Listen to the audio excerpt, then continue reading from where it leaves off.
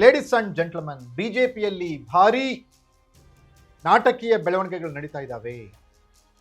ಹಿಂದೂ ಹುಲಿಗಳೆಲ್ಲ ಈಗ ಮತ್ತೆ ಮೇನ್ ಸ್ಟ್ರೀಮ್ಗೆ ಬರ್ತಾ ಇದ್ದಾರೆ. ಸೋಷಿಯಲ್ ಮೀಡಿಯಾನಲ್ಲಿ ಎಲ್ಲ ಹಿಂದೂ ಹುಲಿಗಳದ್ದೇ ದರ್ಬಾರ್. ಒಂದು ಕಡೆ ಅನಂತಕುಮಾರ್ ಹೆಗಡೆ, ಮತ್ತೊಂದು ಕಡೆ ಬಸನಗೌಡ ಪಾಟೀಲ್ ಯತ್ನಾಳ್. ಬಿಜೆಪಿ ಅಧ್ಯಕ್ಷರಾಗಿ ವಿಜೇಂದ್ರ ಮುಂದುವರಿತಾರೆ ಅಂತ ಕೆಲವು ವರದಿಗಳು ಬಂದು ಕೂಡ ಬಿಜೆಪಿ ಅಧ್ಯಕ್ಷರ ಬದಲಾವಣೆಯಾಗುತ್ತೆ ಅಂತ ಹೇಳಿ ಕೆಲವು ಮೂಲಗಳು ಹೇಳ್ತಾ ಇದ್ದಾವೆ. ಈಗ ಇಬ್ರು ಹಿಂದೂ ಹುಲಿಗಳು ರಾಜ ಹುಲಿ ವಿರುದ್ಧ ತಿರುಗಿ ಬಿದ್ದಿದ್ದಾರಲ್ಲ, ಅನಂತಕುಮಾರ್ ಹೆಗಡೆ, ಬಸನಗೌಡ ಪಾಟೀಲ್ ಯತ್ನಾಳ್, ಇವರಿಬ್ಬರಲ್ಲಿ ಯಾರು ಅಧ್ಯಕ್ಷರಾಗ್ತಾರೆ? ಹಾಗಾದ್ರೆ ಯಾರು ಅಧ್ಯಕ್ಷರಾದ್ರೆ ಕಾರ್ಯಕರ್ತರಿಗೆ ಖುಷಿ ಆಗುತ್ತೆ.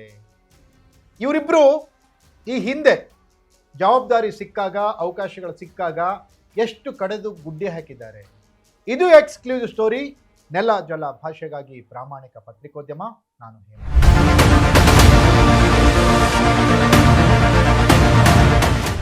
ಎಸ್ ವೀಕ್ಷಕರೇ, ಅನಂತಕುಮಾರ್ ಹೆಗಡೆ ಹಿಂದುತ್ವದ ಫೈರ್ ಬ್ರ್ಯಾಂಡ್.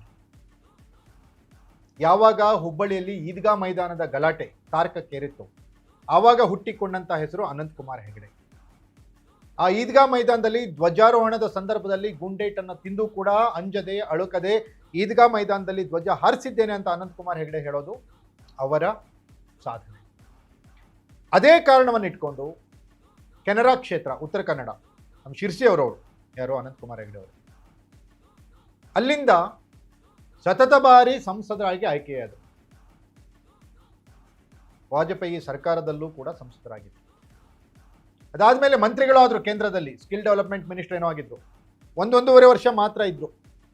ಅದಾದಮೇಲೆ ಅವರಿಂದ ಮಂತ್ರಿ ಸ್ಥಾನವನ್ನು ಕಿತ್ಕೊಳ್ತು. ಯಾಕೆ ಅಂತ ಗೊತ್ತಿಲ್ಲ. ಗೌರ್ಮೆಂಟ್ ಹೇಳಿಲ್ಲ ಯಾಕೆ ಅವರಿಂದ ಮಂತ್ರಿ ಸ್ಥಾನವನ್ನು ಕಿತ್ಕೊಂಡಿವೆ ಅನ್ನೋದನ್ನು ಹೇಳಿಲ್ಲ. ಅವರ ಸಾಧನೆ ಏನಪ್ಪ ಅಂತ ಅಂದರೆ, ಹಲವಾರು ವಿವಾದಗಳಿಗೆ ಈಡಾಗಿದ್ರು ಅನಂತಕುಮಾರ್ ಹೆಗಡೆ. ಹಿಂದುತ್ವದ ಪ್ರಖರ ಪ್ರತಿಪಾದಕರು.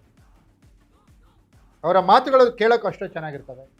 ಸಂಘಟನೆ ದೃಷ್ಟಿಯಿಂದ ಹಿಂದುತ್ವ, ಹಿಂದೂಯಿಸಮ್, ಹಿಂದೂಗಳು ಅನ್ನೋ ವಿಚಾರ ಇಟ್ಕೊಂಡು ತುಂಬ ಚೆನ್ನಾಗಿ ಮಾತಾಡ್ತಾರೆ ಅನಂತಕುಮಾರ್ ಹೆಗಡೆ, ದಾಖಲೆಗಳ ಸಮೇತ, ಅಂಕಿಅಂಶಗಳ ಸಮೇತ.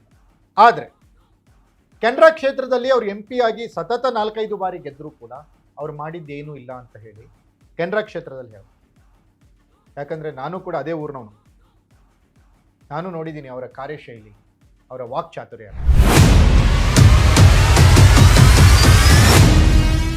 ಕೆಲಸ ಅಂತ ಬಂದಾಗ ಅನಂತಕುಮಾರ್ ಹೆಗಡೆ ಅಷ್ಟಕ್ಕಷ್ಟೇ ಅನ್ನುವಂತಹ ವಾತಾವರಣ.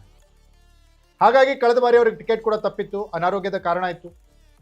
ಅವರ ಸ್ಥಾನಕ್ಕೆ ವಿಶ್ವೇಶ್ವರ ಹೆಗಡೆ ಕಾಗೇರಿ ಅವರು ಸ್ಪರ್ಧೆ ಮಾಡಿ ಗೆದ್ದರು. ಕೆನರಾದಿಂದ ಆಯ್ಕೆಯಾಗಿ ಪಾರ್ಲಿಮೆಂಟ್ ಸದಸ್ಯರಾಗಿದ್ದಾರೆ. ಜನಸೇವೆ ಅಂತ ಬಂದಾಗ ಅನಂತಕುಮಾರ್ ಹೆಗಡೆ ಸಂಘಟನಾ ಕ್ಷೇತ್ರ ಎರಡು ಮಾತೇ ಇಲ್ಲ. ಸೇವೆ, ಜನಸೇವೆ ಅಂತ ಬಂದಾಗ ಎಲ್ಲರನ್ನ ಒಟ್ಟಿಗೆ ತೆಗೆದುಕೊಂಡು ಹೋಗೋದು ಅನಂತಕುಮಾರ್ ಹೆಗಡೆಗೆ ಕಷ್ಟ ಸಾಧ್ಯ. ಅದು ಅವರಿಂದ ಆಗದೆ ಇರುವಂಥ ವಿಚಾರ ಅನ್ನೋದು ಸ್ವತಃ ಬಿಜೆಪಿ ಕಾರ್ಯಕರ್ತರಲ್ಲಿದೆ ಕಾರವಾರ ಡಿಸ್ಟಿಕಲ್ಲಿ. ಇನ್ನು ಬಸನಗೌಡ ಪಾಟೀಲ್ ಯತ್ನಾಳ್ ಅಂತ ಬಂದಾಗ ಉತ್ತರ ಕರ್ನಾಟಕದ ಹಿಂದೂ ಹುಲಿ, ಬಿಜೆಪಿಯ ಪ್ರಖರ ಹಿಂದುತ್ವವಾದಿ ನಾಯಕ. ಅವ್ರದೇ ಆದಂಥ ಕೆಲವು ಗೊಂದಲಗಳಿಂದ ಈಗ ಬಿಜೆಪಿಯಿಂದ ಸಸ್ಪೆಂಡ್ ಆಗಿದ್ದಾರೆ, ಹೊರಗಿದ್ದಾರೆ. ಆ ಪ್ರಶ್ನೆ ಬೇರೆ. ಯಡಿಯೂರಪ್ಪನವರ ವಿರುದ್ಧದ ಅವರ ತಾತ್ವಿಕ ಹೋರಾಟ ಇಂದು ನೆನ್ನೆದಲ್ಲ, ಮೊದಲಿಂದನೂ ಕೂಡ ಇದೆ. ಯಡಿಯೂರಪ್ಪನವರ ವಿರೋಧಿ ಹೋರಾಟದ ಮುಂಚೂಣಿ ನಾಯಕರಾಗಿ ಈಗ ಯತ್ನಾಳ್ ಕೆಲಸ ಮಾಡ್ತಾ ಇದ್ದಾರೆ ಯಡಿಯೂರಪ್ಪನವರ ವಿರುದ್ಧ. ಬಾಯಿಗೆ ಬಂದಂಗೆ ಮಾತನಾಡ್ತಾರೆ ಯಡಿಯೂರಪ್ಪ ಮತ್ತು ವಿಜೇಂದ್ರ ವಿರುದ್ಧ.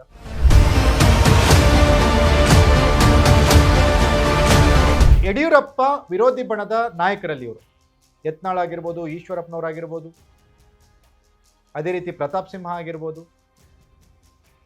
ಇವರೊಂದು ಗುಂಪು ಅಂತ ಏನು ಕಟ್ಕೊಂಡಿದ್ರೆ ಆ ಗುಂಪಿನ ನಾಯಕರು ರಮೇಶ್ ಜಾರಕಿಹೊಳಿ ಸಮೇತ.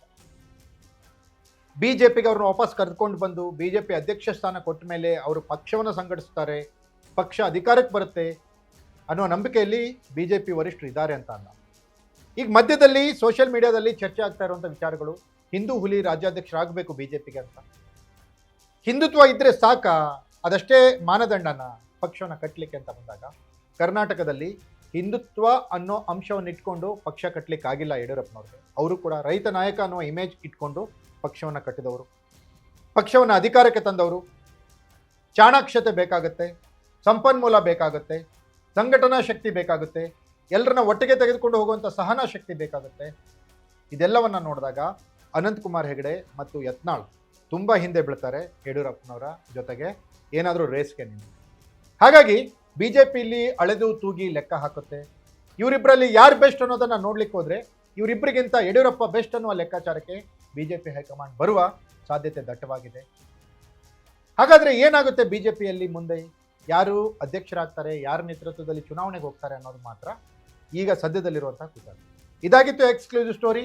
ನೆಲ ಜಲ ಭಾಷೆಗಾಗಿ ನೋಡ್ತಾ ಇರಿ ಫೋಕಸ್ ಟಿವಿ.